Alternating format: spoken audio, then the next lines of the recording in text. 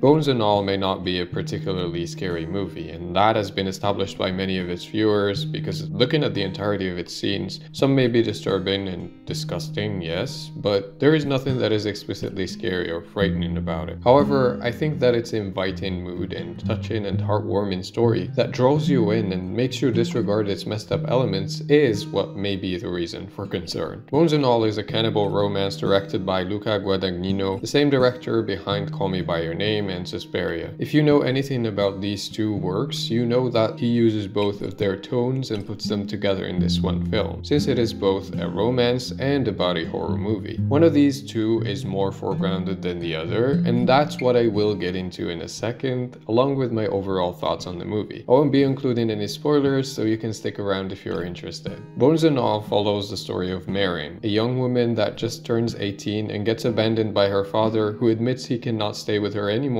because of the terrifying things that she does and the attention she draws to them wherever they go. So from the get-go, it was established that this character is marked by having issues with stability and belonging, either to places or people. We also learned that her mother abandoned her without leaving a single trace of who she is, where she went, or why she left in the first place. That serves as a mystery Marin decides to try to solve, and that marks her character's motivation for a good portion of the movie, as she goes on several road trips through different American rural towns, and during her journey she stumbles upon Lee, a young man who turns out to be just like her, as he also can only survive by eating humans from time to time, and that's a note these two characters form a bond on. It is not a spoiler to say that the relationship will develop into a romance, since that could be seen from the poster, synopsis, and trailer, and it's evident that the movie will revolve around that relationship. That's it, that's the story. I say this about a lot of my favorite works, and this is not an exception, but again, as far as the plot goes,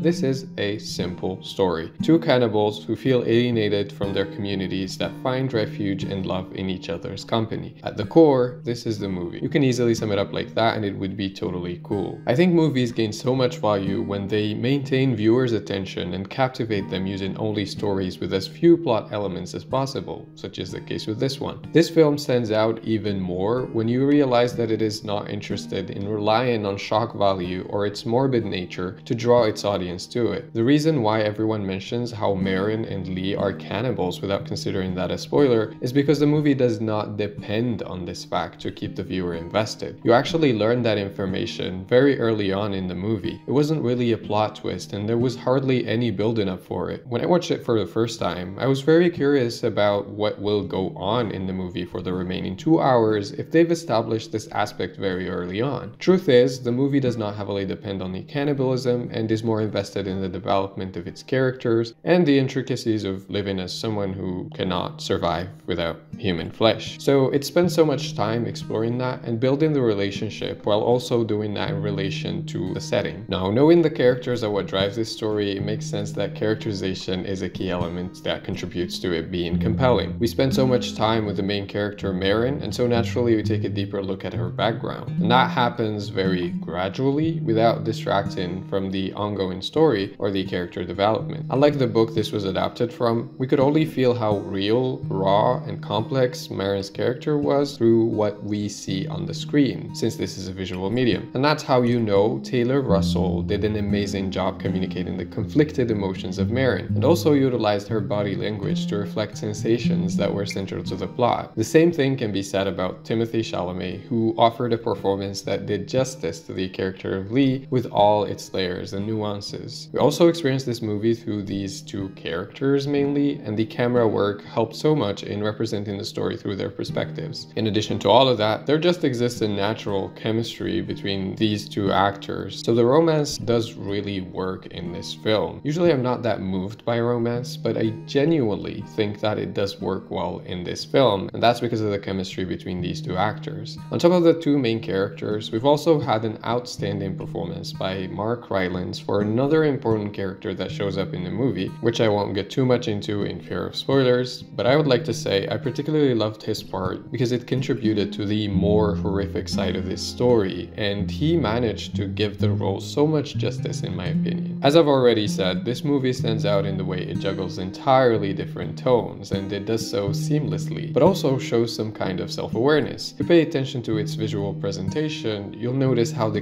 contrast is very pronounced between the alienating and the inviting aspect of the movie. It almost serves as a constant reminder that yes, this may be a heartwarming story about two passionate lovers, and you have all of these beautiful aesthetics to make it even more attractive, but also remember what it is at its core and what characteristics bring these two characters together. I love that because it's almost as if the director is telling us that he's flexing his ability to make this story attractive despite knowing its very sick and disturbing nature. To me, the result of this combination was amazing and more satisfying than I expected it to be. It succeeded to paint this stunning image of a forbidden, twisted romance, but I also enjoyed its purely gory aspects too. We have been served with some absolutely disgusting shots and scenes that I definitely loved, and while this movie may be bigger on the romantic side of it all, I still think that it remains a remarkable work of body horror regardless. In addition to its beautiful aesthetics and compelling characters, I think that the themes also contribute to it being this attractive, because at its heart we have a story with conflicts that are universal and can be relatable to anyone. Maybe not in the human eating sense, but due to the emphasis on the addictive aspect of cannibalism in this movie, one cannot but see it as a metaphor for drug addiction and the struggles that can come out of it. And I think that the director had already confirmed that it is in fact a metaphor for drug addiction. But I also think the family dynamics and the alienation from communities especially could speak to a larger audience even, as this sense of difference and otherness that results in marginalization is very easy to relate to by various communities. I don't know if this is reading too much into it, but I think its inclusion of small instances that introduce queerness and gender fluidity could be seen as hints to this movie also covering the concept of otherness in a broader sense. In the end, I think this movie is another one in the series of movies that incorporate horror elements in a deeply meaningful and relatable narrative. And while, yes, this may not be a primarily horror story, nor that rich, thematically speaking, I still think it is a nice little meticulously put together demonstration of what we can do with elements of pure fiction and entertainment, like horror and gore in this case, to tell compelling stories. This may not be something that huge, and it certainly has its flaws, but body horror, cannibalism, is such an interesting way to tell a love story, and when done with excellent filmmaking techniques, the result is just amazing. Bones and All definitely lives up to that in my opinion, and I highly recommend you go watch it and see what to make of it for yourself. That's it for now. If you stuck around until here, thank you so much for watching. Hit the subscribe button if you like the content in this channel. Now I have to say goodbye and see you in another video.